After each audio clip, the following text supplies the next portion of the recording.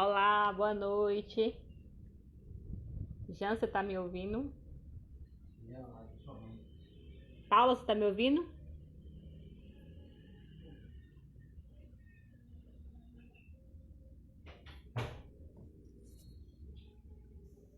Me ouve bem aí, que eu tô com dificuldade hoje. Tem uns dias sem fazer live.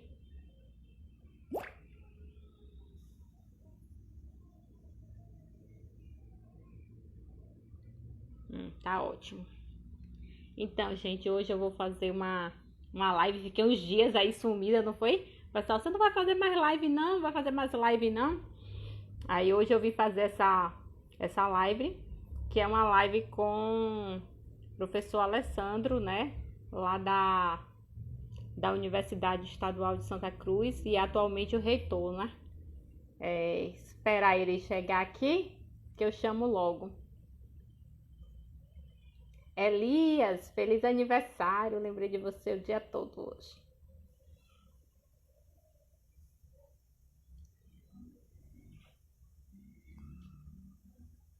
Então, gente, Alessandro é um grande amigo meu, né?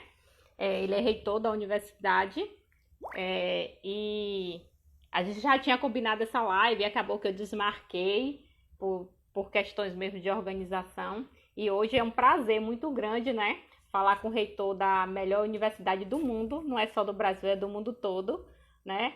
E fora que a Alessandra é uma pessoa muito simpática, que vale a pena passar não uma hora fazendo live, mas uma noite inteira, porque o cara é bom de papo. Então vou convidar aqui a Alessandro logo e deixar que ele se apresente.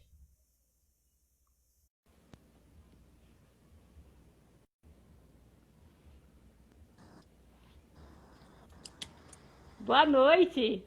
Olá, querida Daluz, como é que vai? Tudo bem?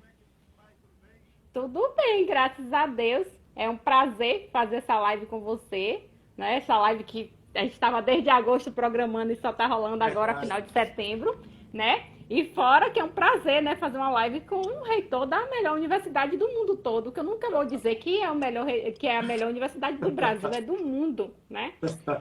Eu tenho muito orgulho, Alessandra, eu gosto de falar sempre isso, de ser aluna da universidade, né? E um lugar onde eu tive a oportunidade de atuar como professora substituta. Não estou mais lá, né? Mas atuo em outros espaços e o aprendizado, tanto quanto professora, tanto quanto aluna, eu levo para a vida, né? Não só o aprendizado sobre os conhecimentos acadêmicos, mas também sobre os éticos, né? Os morais. Então, quem é Alessandro? Se apresente aí para o meu público. Daluz, mais uma vez, boa noite. É um prazer extraordinário estar aqui conversando contigo, uma querida amiga. E você falou que passou aqui pela universidade. Eu inicio citando Exupéry, dizendo que aqueles que passam por nós nunca seguem sós, deixam um pouco de si, levam um pouco de nós.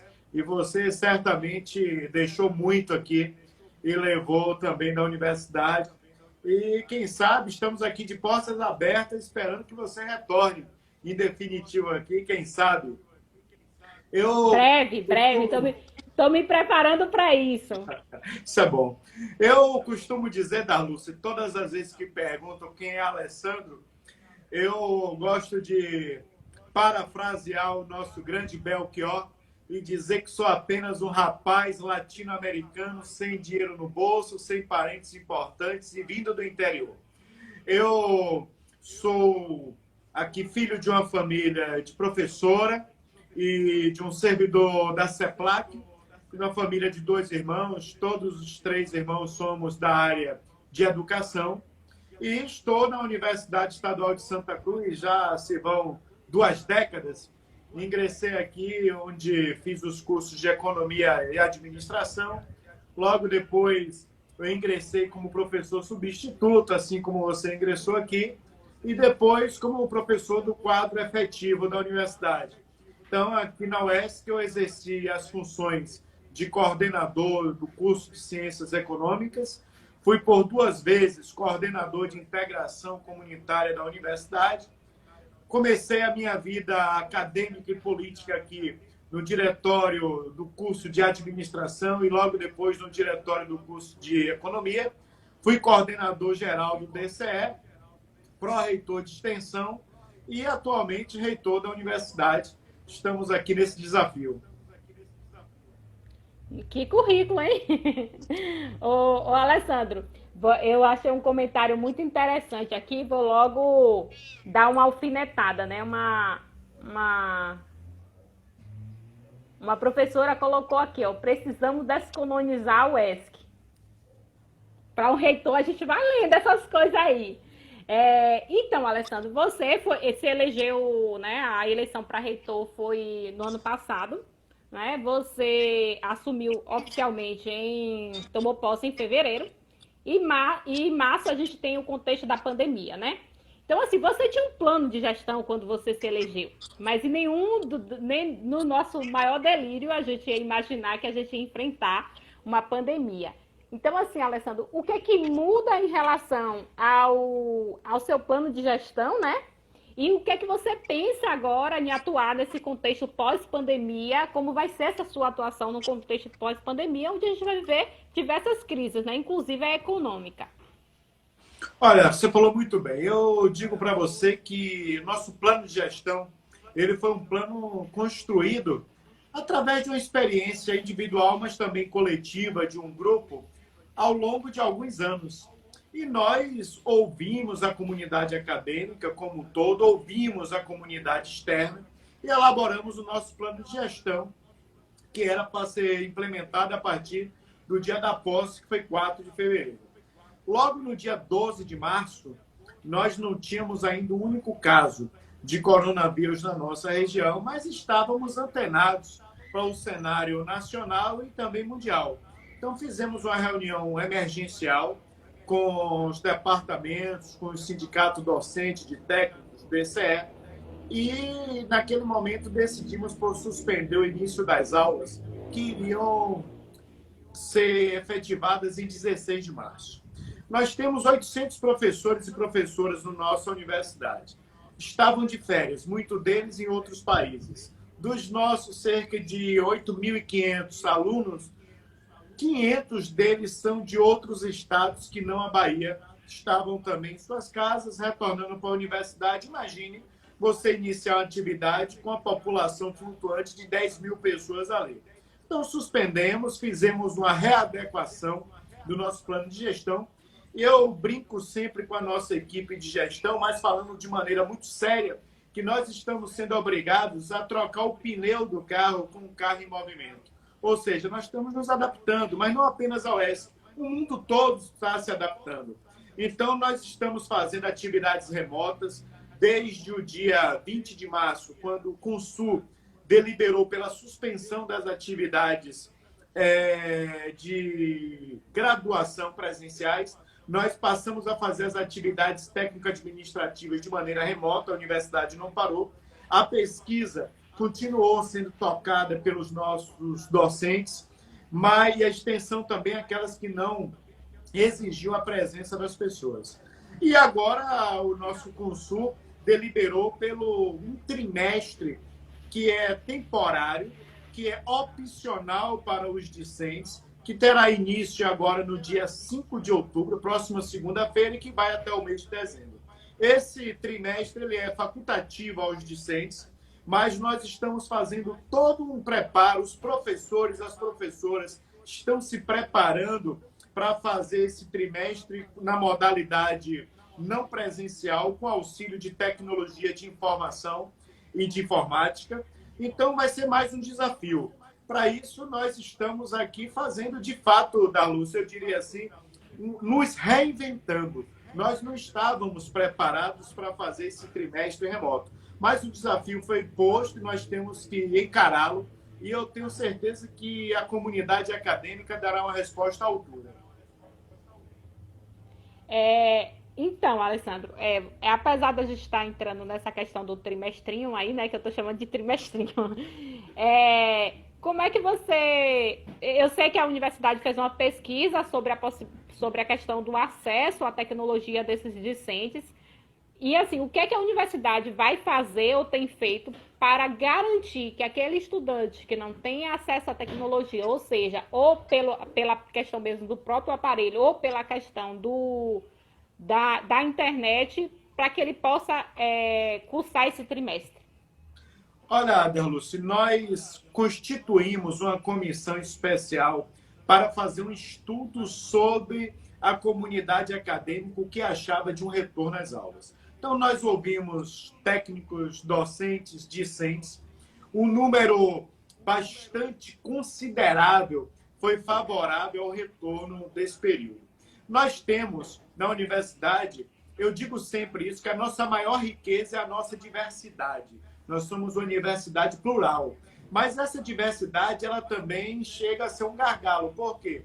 Nesse momento agora, nós temos pessoas que têm acesso à internet, que têm equipamentos de qualidade e que podem acompanhar esse trimestre, digamos assim, não presencial. Entretanto, nós temos um número considerável de alunos que estão numa zona de vulnerabilidade socioeconômica. Nós fizemos também um estudo com a assessoria de assistência estudantil. Nós pegamos o cadastro inicial para tomarmos como base os estudantes que estão no programa Mais Futuro. São cerca de 1.750 estudantes. Nós, baseados nesse número de estudantes, colocamos um percentual acima disso para que dessemos a garantia de acesso à internet. Então, nós estamos agora solicitando uma descentralização de um recurso nosso de aproximadamente R$500 mil para garantirmos o acesso à internet para esses estudantes. Será dado para eles uma bolsa auxílio à conectividade no valor de R$ 75 por discente mês. Então, durante esses 3 meses, nós estaremos garantindo essa bolsa para acesso à internet. Lógico que nós temos discentes que não têm acesso aos equipamentos. Nesse caso, a situação ficou muito mais difícil. É uma realidade isso, nós temos que ser assim bastante honestos com isso. Nosso objetivo é que pudéssemos garantir também equipamentos para todos os alunos. Infelizmente, nesse momento, nós não tivemos orçamento para isso. Mas estamos disponibilizando de uma outra forma, ou seja, nós, os professores, estão preparando materiais que vão ser passados, obviamente, exigindo a internet, mas a possibilidade desse aluno acompanhar de uma outra forma, ou seja, em locais que tem internet pública, em locais que tenham rede de computadores, por exemplo, vamos pegar Canaveiras, possivelmente nós tenhamos aí um local público onde esses alunos possam acessar. Então, isso é importante que esses alunos que não têm equipamento entrem em contato conosco, para que a gente faça, inclusive, essa ponte com outras instituições, com prefeituras, para que a gente possa garantir isso a eles. Alessandro, tem uma pergunta aqui de uma aluna da universidade, eu sei porque eu conheço ela, e ela perguntou em relação às denúncias anônimas, em relação às pessoas que estão ocupando as vagas de cota sem se encaixar no pré-requisito. Você tem algum estudo sobre isso? Claro, você tem o nome dela, Dalúcia? Alicia. Alicia, obrigado pela pergunta, espero que esteja tudo bem contigo aí, esteja se cuidando. A nossa universidade foi uma das pioneiras a adotar o regime de cotas para estudantes da rede pública. E desse total de cotas para estudantes da rede pública, nós temos as para pessoas que tenham descendentes de negros, de afrodescendentes, de pessoas quilombolas também e de indígenas. Isso foi um avanço na nossa universidade. Quando completou-se 10 anos de implementação dessas cotas, a lei que nós criamos, o regimento nosso, exigia que tivéssemos uma avaliação. E foi feita essa avaliação e foi tido como extremamente positiva por parte da comissão avaliadora, mas também do conselho, que deliberou pela continuidade das cotas. Recentemente, tem sido feito em todo o Brasil denúncias de pessoas que estão ocupando as vagas e que não atendem aos requisitos. Ou seja, isso, uma vez comprovado, é fraude. E nós não podemos admitir fraude em nenhum sistema. Na nossa universidade, nós fazemos, e o modelo que foi aprovado foi por autodeclaração. Então, nós não temos uma banca examinadora. Foi uma autodeclaração. Algumas universidades que adotaram isso passaram a adotar depois bancas de avaliação. Também não é 100%. Por exemplo, nós temos o caso de uma universidade no Brasil, onde 2 irmãos gêmeos ingressaram por cotas e um foi aprovado e o outro foi reprovado. Nisso aí, dizendo que um pertencia e o outro não, à origem africana. Então, nós estamos aqui da seguinte forma: toda denúncia que chega à universidade pelos canais oficiais, ou seja, via ouvidoria, nós estamos avaliando e nós damos a resposta. Obviamente que me parece que o Brasil como um todo está se defrontando com isso e teremos que fazer uma reavaliação. Então, nós já estamos pensando em fazer mais uma reavaliação do nosso sistema de cotas para analisarmos se continuaremos com a autodeclaração ou se levaremos isso para o Conselho Superior para ter uma alternativa ao que é adotado hoje.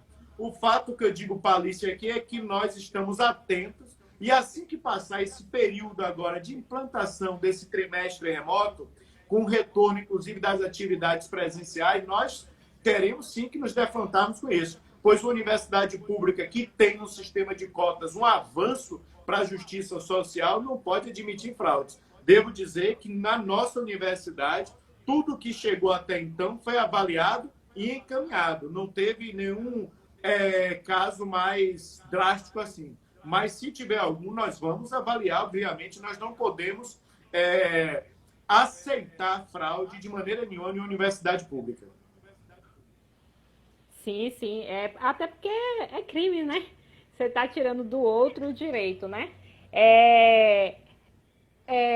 Então, você, né, junto com os conselhos, né, da UESC, implantou o semestrinho, ou trimestrinho. Mas a gente vai ter uma hora que voltar. E aí, como é que você está se organizando aí na universidade para os protocolos de segurança, para que esse retorno seja seguro para os alunos, mas principalmente para os professores? Porque a gente fala muito, pelo menos aqui na rede municipal, que a gente fica falando das crianças, mas a gente tem que entender que o impacto maior é sobre a vida dos professores, que a gente tem professores com diabetes, professores obesos, professores com problema de hipertensão, que caso contraia o coronavírus sem vacina, né, esse processo ainda sem vacina, a probabilidade de uma complicação é muito maior. Como é que está sendo esses protocolos, ou você não está pensando nisso ainda?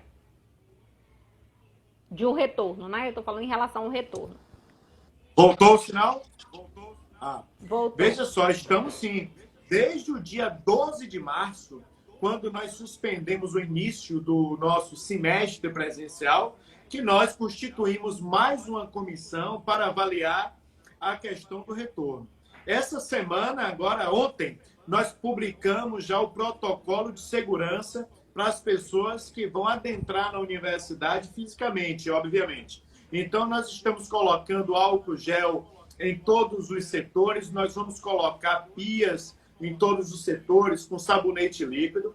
Nós já compramos equipamentos por exemplo, termômetros para avaliar externamente a temperatura, aferir. Nós já compramos também. Máscaras, compramos para todos os servidores da nossa universidade. A nossa previsão também é que possamos distribuir máscaras para todos os nossos alunos quando retornarmos aqui. Estamos fazendo a adaptação em todos os setores que lidam diretamente com o público para que tenhamos segurança maior nesse setor. Estamos atentos a tudo que é colocado pelas autoridades sanitárias como normas de segurança. Estamos atentos para isso, até porque a universidade deve ser um grande exemplo para as outras instituições.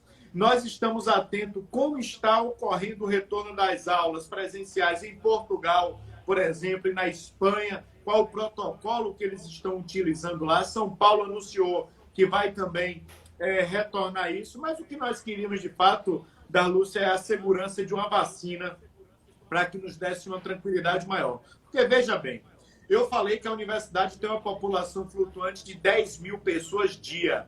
Não adianta. A universidade está completamente preparada para receber essas pessoas se, por exemplo, o meio de transporte público não tiver.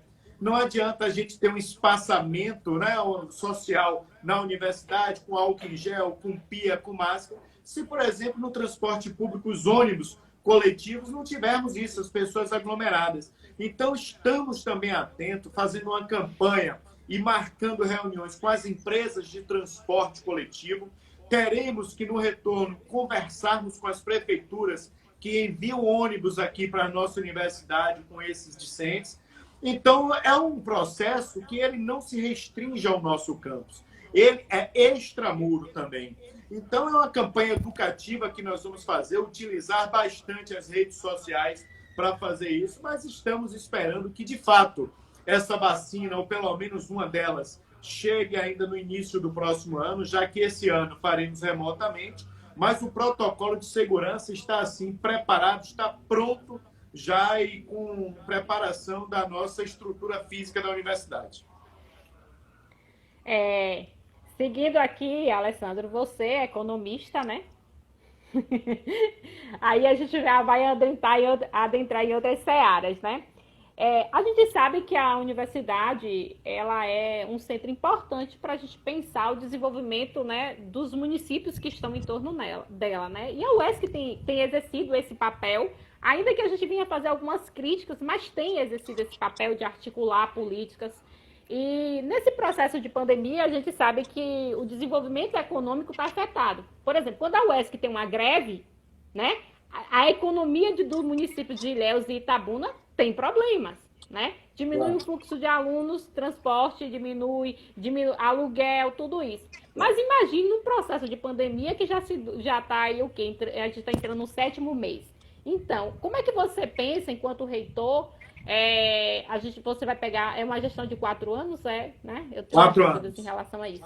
4 anos, então a gente vai pegar uma crise econômica. Como é que você pensa em articular as ações da universidade para ajudar esses municípios que vai enfrentar uma crise econômica assim? Olha, Dalúcia, essa pergunta ela é muito importante. Nós estamos em um cenário de crise da saúde, proveniente da Covid-19, de crise econômica que vai ser brutal, já tem um impacto grande, mas essa vai se alastrar por um tempo ainda indefinido, e também por uma crise política. Vou dar um exemplo da crise política para mostrar como isso reflete na econômica e na de saúde. No início do coronavírus, os países que mais rapidamente estão saindo dessa crise, tanto econômica quanto de saúde, foram aqueles que tomaram atitudes mais drásticas, de uma maneira, com uma comunicação unívoca, assertiva. Ou seja, eu não posso ter o governo federal com um tipo de comunicação e os governos estaduais e municipais com outros tipos de comunicações. Por exemplo, para fazer o isolamento social, isso deve ser tomado de uma maneira unívoca, ou seja, conjunta. Isso propiciou um problema que nós estamos chegando agora naquilo que os especialistas estão chamando de segunda onda, né, da pandemia. Então, vejam só, essa crise econômica, ela atingiu principalmente as pessoas que têm menos condições. Então, eu diria que a universidade projetou agora, elaborou e está executando um programa importante chamado Amaná. Amaná vem do tupi-guarani, que significa chuva, porque na nossa região, sempre que tinha uma crise na cacauicultura, a gente dizia que quando chovesse, quando a chuva chegasse, ia melhorar tudo. Então, a chuva para nós tem um sinal, um simbólico de esperança. Esse programa ele tem como público-alvo prefeituras da nossa região, micro e pequenos empresários e empreendedores.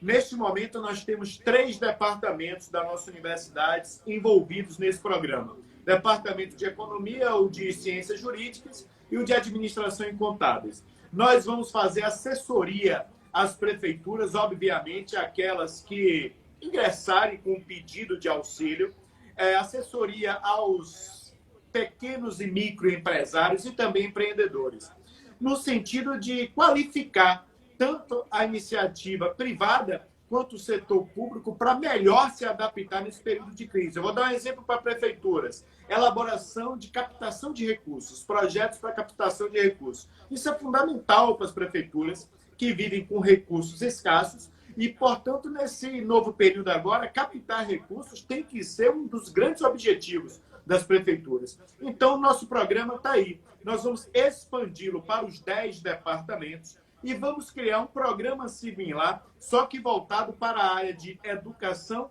saúde e tecnologias. Então, nós queremos envolver esses 10 departamentos. A universidade vai fazer isso em forma de extensão universitária, ou seja, os nossos docentes, os nossos técnicos e discentes irão elaborar projetos, oficinas, cursos, minicursos, palestras, assessoria, para ofertarmos, dialogarmos com o público-alvo.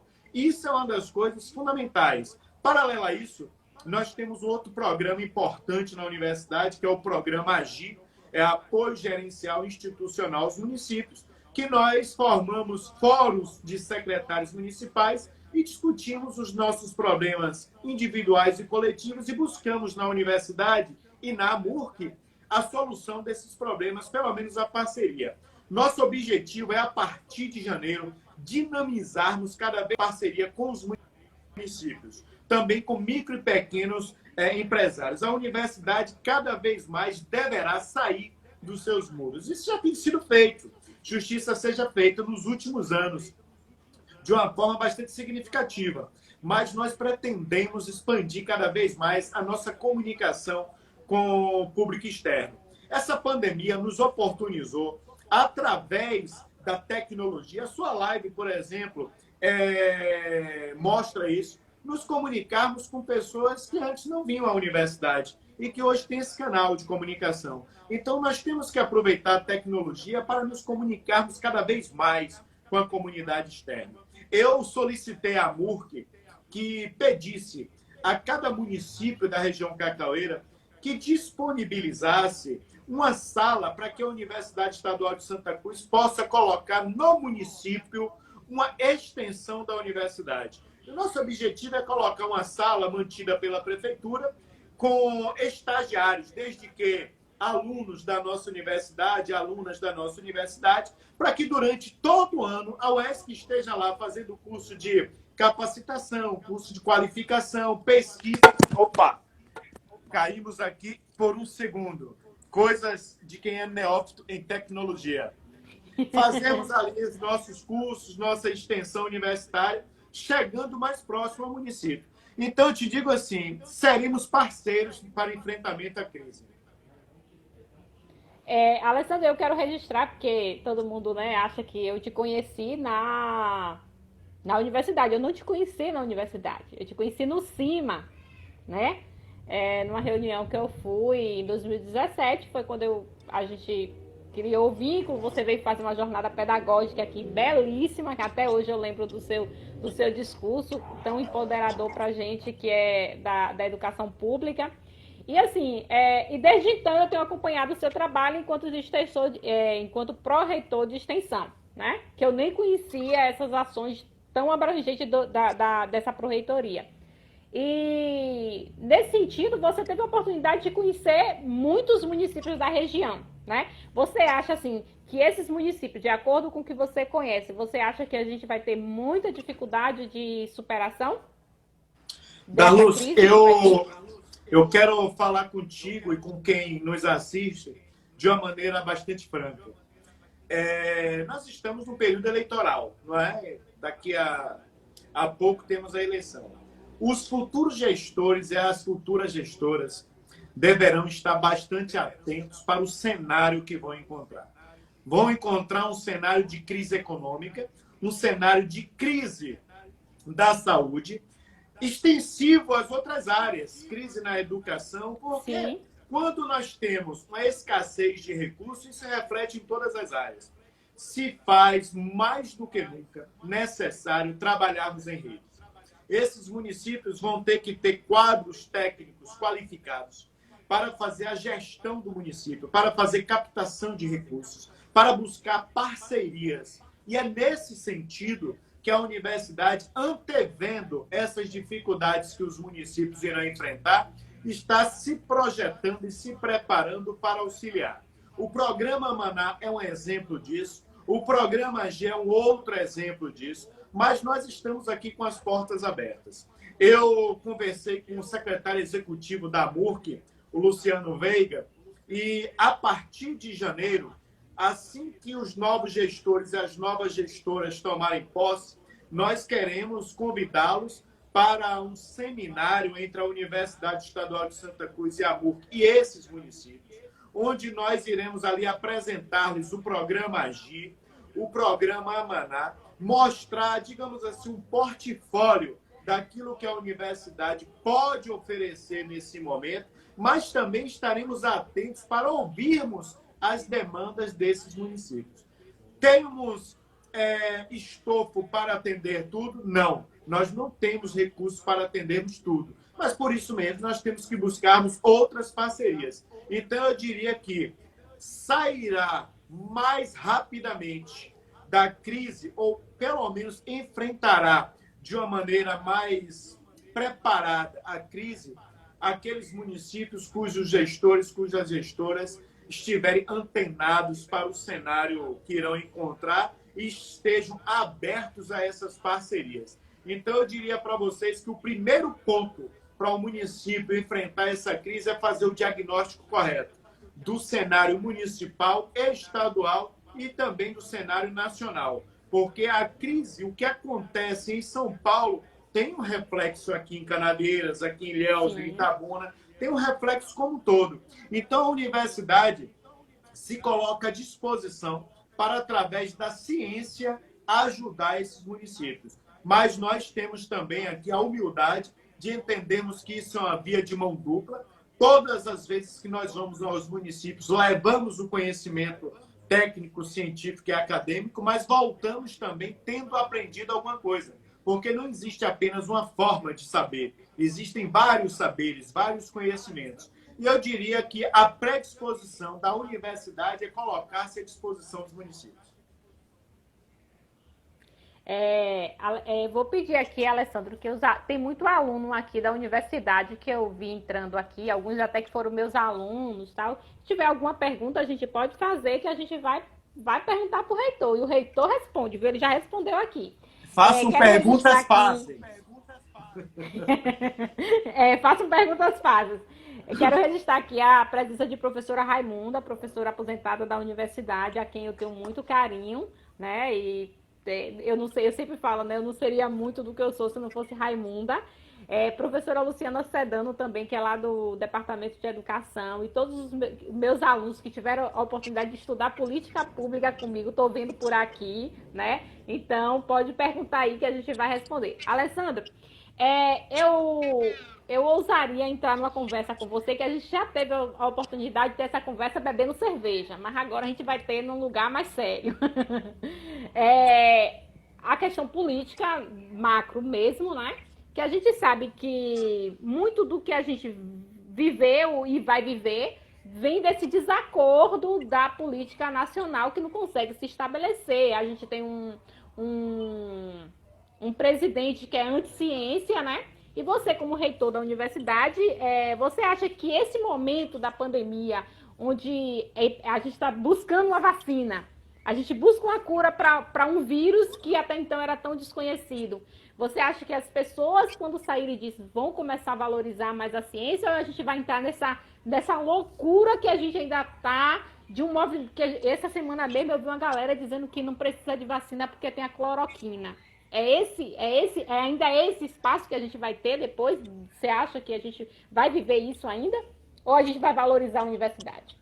Darluce, quem ocupa um cargo de reitor tem que falar com a responsabilidade que o cargo requer, mas não pode se furtar de abordar ou de entrar em questões polêmicas, mas que dizem respeito ao país e à sociedade. Nas últimas eleições presidenciais, nós tivemos uma eleição marcada pelo ódio, uma eleição que dividiu o país em duas partes, eu diria, nas últimas duas eleições presidenciais. Então, nós ficamos dos nós contra eles, tal, divisões entre amigos, divisões entre famílias. Mas a eleição passou. Passou a eleição, mas deixou as marcas aqui. Nós estamos vivendo um momento sui generis no mundo, eu diria, e no Brasil em especial. Nós temos dividido a nação, mas com uma parcela que prega um negacionismo da ciência de forma muito forte. Nós estamos vivendo momentos de pessoas que acreditam que a Terra é plana, pessoas que acreditam que a vacina não resolve os problemas. E, nesse momento, as universidades públicas como um todo sofrem um ataque tremendo. Vejam só, nós estamos no momento de não podemos esquecer que por 20 anos foram contingenciados os investimentos em educação. Por 20 anos foram contingenciados os investimentos em saúde. Então, todos estão falando do coronavírus. Mas não podemos esquecer que antes do coronavírus a saúde passava por uma crise, inclusive uma crise de financiamento. Então, nesse momento, as universidades estão tendo a oportunidade de mostrarem à sociedade o papel que as universidades fazem. As universidades não fazem balbúrdia, as universidades fazem ciência. Então, estudos em vacina, nós temos, por exemplo, a Fiocruz fazendo um trabalho belíssimo no desenvolvimento de vacinas. A universidade, por exemplo, a UESC, tem professores trabalhando juntamente com a Fiocruz. Nós aqui na universidade readequamos um laboratório para fazermos aqui a testagem do coronavírus, o que auxiliou bastante, tem auxiliado o enfrentamento dessa crise da saúde. Nós temos o Departamento de Saúde fazendo uma série de ações, todas voltadas para o enfrentamento da saúde. Nós temos a universidade fazendo ações voltadas para a crise econômica, ou seja, a sociedade está reconhecendo na universidade o seu valor, está reconhecendo na universidade pública o seu papel social, o fazer universitário, a função social da universidade. Eu acredito que, infelizmente, a pandemia veio, mas de positivo mostrou o que as universidades fazem. Então, não dá para, em pleno século XXI, a gente estar discutindo se a Terra é plana ou se não é plana. Em pleno século XXI, as pessoas estarem negando a ciência. Ora, nós estamos saindo dessa crise do coronavírus por causa da ciência. A ciência são cientistas que estão ali debruçados em pesquisas para conseguir vacinas e outras formas de tratamento da saúde. Os hospitais, nós temos médicos, enfermeiros formados aonde? Nas nossas universidades. Nós temos bioquímicos formados aonde? Nas nossas universidades, biólogos e tal. Então, eu acredito, Darlúcia, que o desafio da universidade, dentre outros tantos, é se comunicar melhor com a sociedade. É mostrar para a sociedade aquilo que a universidade faz. Porque tem pessoas de boa fé, mas que acreditam ainda que a universidade é um local onde as pessoas vão adquirir um diploma. Não é isso que a universidade faz, apenas. A universidade faz ensino, pesquisa e extensão, mas a universidade também faz inovação. A universidade está em um processo amplo de internacionalização e tem que contribuir na localidade na qual está inserida. Então, hoje, com muito orgulho, eu digo que um trabalho de várias gerações fez com que a nossa universidade hoje esteja muito bem ranqueada, não apenas nacional, mas internacionalmente também. E isso é fruto de quê? De ciência, de pesquisa, de ensino com qualidade, de extensão, levando à sociedade aquilo que nós produzimos aqui. Então, eu diria que, acima de tudo, a nação deve reconhecer a importância da ciência e a importância que a universidade pública tem para o país. Não existe, Darlúcia, nenhuma nação no mundo desenvolvida cuja universidade não seja sua grande mola propulsora. A universidade é a grande mola propulsora de desenvolvimento da humanidade. Verdade. Eu tenho pensado muito sobre isso, Alessandro, assim, porque a gente fica triste, parece que a gente evoluiu. Eu falo sempre assim, a gente voltou a um século atrás e estamos vivendo lá naquela bolha, né? E assim, me preocupa muito porque a gente tem uma juventude entrando nessa onda, né? A gente está vendo jovens entrando que vacina não serve para nada, que para que vacina, terra plana mesmo. E quando é uma pessoa já de idade, a gente não tem como debater, mas quando é um jovem, a gente tem que ir para esse posicionamento. E eu sempre falo que o pessoal fala, esse dia meu filho me confrontou aqui, que eu achei muito engraçado, que ele falou assim: você acha que uma pessoa só vai ser bem sucedida se fizer universidade? Eu falei, né? Eu precisei me posicionar. Só vai ser. Porque, assim, é preciso que as pessoas deem valor à universidade. Quando um jovem de 16 anos diz que não quer fazer universidade porque isso é balela, que não sei para que universidade, a gente tem que repensar esse papel mesmo da formação, não só de ter um diploma, né? Mas o que é estar numa universidade fazendo ciência, né? Que eu sempre falo que pensar nesse sentido de fazer ciência. Aqui tem uma pergunta, Alessandro, na verdade não tão uma pergunta, mas uma reivindicação. Precisamos de um doutorado de educação na região. E aí? Olha, isso é importante. Quem fez a pergunta? Moema. Moema, obrigado pela pergunta. Espero que esteja tudo bem contigo também. Moema, a nossa universidade ela já tem um mestrado, né, na área de educação. E, naturalmente, assim que essas primeiras turmas elas vão se formando, nós vamos produzindo artigos científicos, produzindo nesses mestrados, nós vamos nos preparando para, de fato, chegarmos ao doutorado. Então, eu diria para você que a nossa universidade, hoje, já está avançando bastante no número de mestrados e no número de doutorados. E não tenha dúvida que, em breve, um dos mestrados um dos doutorados que a nossa universidade deverá ofertar, obviamente, é o doutorado na área de educação. Eu sou daqueles que defende, por exemplo, que não apenas os professores universitários precisam de mestrado e doutorado. Porque qual é a diferença entre um professor com mestrado e doutorado e o que não tem? Eu tenho vários professores e professoras que não possuem mestrados e que são exímios docentes em sala de aula. A diferença é que quem faz o mestrado e o doutorado trabalha na fronteira do conhecimento, porque ele está fazendo pesquisa constante. Então, imagine em Canavieiras com os professores com mestrado e doutorado dando aula no ensino básico, no ensino fundamental, desenvolvendo pesquisas nessa área. Então, para isso, a universidade deve sim ofertar esse curso de doutorado, não apenas para as pessoas que serão professores universitários, mas para pessoas que já atuam em outras áreas da educação, inclusive a educação básica, a educação fundamental. Sim, sim. Alessandro, tem mais uma pergunta aqui e a gente depois retoma para as conclusões e a gente encerra, tá? O professor Piliga pergunta, né, que a universidade confunde inteligência com conhecimento e conhecimento com informação. E de que modo a universidade pode esclarecer essa diferença para quem é leigo? Quem perguntou? Professor Piligra.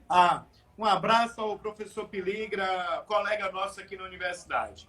Piligra, acho que a pergunta que ele faz já traz em si a resposta como toda pergunta inteligente. Eu falei no início que existem vários saberes, que existem várias formas de conhecimento. A universidade tem um conhecimento acadêmico científico, ou seja, a universidade ela faz pesquisa, ela está, como eu falei, na fronteira do conhecimento técnico científico. E de que maneira isso colabora com a sociedade? Veja bem, eu posso ter uma pessoa que tem um conhecimento de senso comum, que é muito importante para a vida, e eu, professor universitário, aprendo com essa pessoa. Mas, obviamente, essa pessoa vai aprender com a ciência. Então, sendo coerente com o meu discurso, eu vou aqui, mais uma vez, reforçar isso. A universidade deve ser o farol da sociedade, fazendo pesquisa em todas as áreas de conhecimento e levando esse conhecimento técnico, acadêmico, científico para a sociedade. Mas, como eu disse, toda vez que um acadêmico vai à sociedade, vai a campo, ele leva o seu conhecimento acadêmico, técnico, científico e traz consigo outras formas de conhecimento que, inclusive, podem despertar novas pesquisas e novas formas de pensar o mundo. Então, professor Piliga, eu sei que o senhor sabe bastante a diferença, o senhor perguntou no sentido de elucidar para as pessoas que não têm esse conhecimento que o senhor tem científico. Eu diria que a universidade é fundamental, mas não pode ter o pedantismo acadêmico de achar que o conhecimento técnico-científico é o único que tem valor. Todas as formas de conhecimento são importantes. E eu diria que a ciência tem que se aproximar cada vez mais de outras formas de conhecimento para assim, avançar na sua cientificidade. Respondido. Então, Alessandro, para a gente terminar, eu deixo o espaço aberto, mas de antemão eu gostaria primeiro de te agradecer, né? A gente ainda tem um tempinho, né? A gente tem quase 15 minutos. Fique à Primeiro te vontade. agradecer pela oportunidade de abrir, né, digamos que as portas da sua casa, né, para esse momento comigo aqui, né? Eu sou uma professora aqui da educação básica no município de Canavieira, região sul da Bahia, né? E tenho essa oportunidade de estar conversando com você, né? E eu sei que a demanda, né, é muito grande, todo mundo querendo fazer lives, né? Eu tenho tentado fazer, na medida do possível, trazendo temas importantes. Você assistiu algumas lives minhas, passou por algumas lives minhas, né? Eu fiz questão de falar sobre assuntos caros, inclusive como a violência contra a mulher. Fiz várias lives sobre isso. Não só pelo momento, mas é porque é algo que diz muito respeito ao meu lugar de fala, né? E nesse momento que eu convidei você para fazer essa live, é tanto pelo carinho que eu tenho por você, pela nossa relação de amizade, podemos dizer assim, né? Mas também por saber que tem muita gente que está distante da universidade, porque a universidade parou, né? E que eu sei também que eu sou um importante, né? As pessoas me ouvem, uma importante interlocutora nesse processo, né? Gostaria de te dizer que eu estou te convidando oficialmente para você vir comer cabeça de robalo em Canavieiras e a gente tomar cerveja. Né? Eu falei que eu nunca comi cabeça de robalo, vou comer cabeça de robalo nas Alessandras, tomar cerveja e a gente discutir outras questões, né? Então, foi um prazer muito grande estar com você, né? Aqui, todo mundo quer agradecer quem interagiu, quem veio, professora Raimunda, professor Piligra também, que é da universidade, e está com a palavra o reitor da melhor universidade do mundo. Antes de mais nada, eu quero deixar aqui um abraço afetuoso para a professora Raimunda, uma amiga bastante querida, contribuiu bastante para que a nossa universidade e o Departamento de Educação, especificamente, chegasse ao que é hoje e ainda contribui bastante. Quero agradecer a pergunta do colega Piligra, que é uma pessoa que, como um grande filósofo que é, nos ajuda sempre a pensar com seus questionamentos, com suas críticas. E a universidade é o palco da democracia. Vejo que aqui também tem a professora Adriana, que é do curso de Biologia. A universidade, Darluce, ela é o palco da democracia. A universidade, ela enriquece cada vez mais quando tem diferenças, quando a pluralidade, a heterogeneidade ela é colocada ali. Eu digo sempre que o que faz a universidade avançar é essa dialética, né? É você estar constantemente questionando a própria ciência, mas questionando a ciência não como negação, questionando a ciência no sentido de avançar, de poder cada vez mais produzir. Nós agora passaremos um momento diferente na universidade. O que é que nós desejávamos nesse momento? Estar concluindo um semestre presencial. Acontece que desde março que nós estamos sem aulas de graduação. A pesquisa funcionando, a extensão funcionando, mas a graduação sem aula. Nós não temos a segurança de quando será liberada uma vacina. Não sei se teremos apenas um trimestre remoto. De repente, em dezembro, quando finalizar esse trimestre, pode haver, espero que não, uma nova onda do coronavírus, fazendo com que, inclusive, nós tenhamos que ter outros trimestres ou semestres remotos. Então, de uma maneira democrática, nós ouvimos a comunidade acadêmica. Nós estamos preparando os professores. O ensino remoto é o que nós desejávamos? Não, não é. Ninguém desejávamos. Mas é o que, neste momento, se faz necessário. E não é o reitor que está dizendo que é necessário. Foi a comunidade acadêmica ouvida que disse que era necessário. É o melhor dos mundos? Não é. Teremos dificuldade? Certamente teremos. Teremos problemas? Certamente teremos. Mas o que a universidade não podia é ficar inerte, ficar sem dar uma resposta à sociedade. Afinal de contas, são vidas envolvidas. Nós temos discentes que estão para formar, nós temos discentes que foram aprovados no SISU, que não ingressaram ainda na universidade. Nós temos pessoas que estão ávidas por terminarem o curso para entrar no mercado de trabalho. E nesse momento que nós temos que pensar, em primeiro lugar, garantir a segurança. Como não é seguro ainda fazer o semestre presencial, faremos um trimestre remoto. Será um trimestre piloto. Nós vamos aprender muito nesse trimestre. Eu quero aqui, Dalúcia, aproveitar esse momento para agradecer a cada docente da nossa universidade que está se empenhando, se reinventando para oferecer aos discentes uma aula, um trimestre com padrão de qualidade do UESC.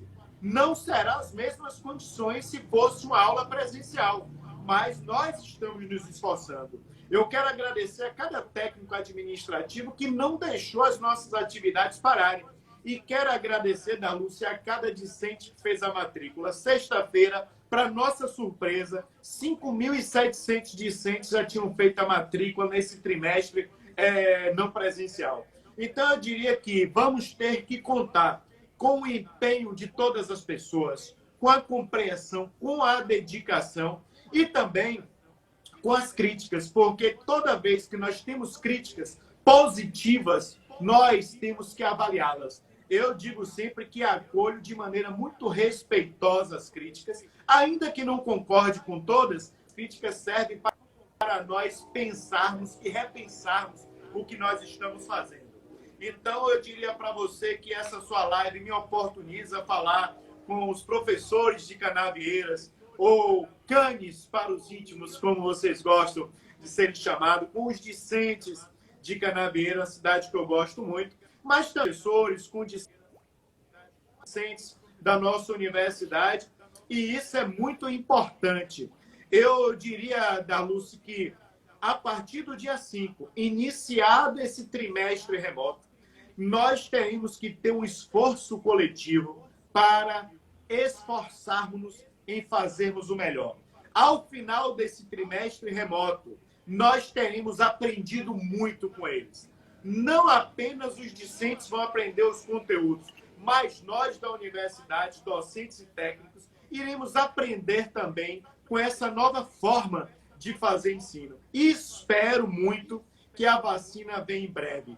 Ninguém nesse mundo, mais do que eu, está ansioso para dar uma aula inaugural presencial na universidade. Eu também posso em fevereiro e ainda não tive esse contato com os discentes. E como professor que sou, porque eu estou reitor, mas eu sou professor, eu digo para você que nada mais prazeroso para um professor do que o contato com os seus discentes.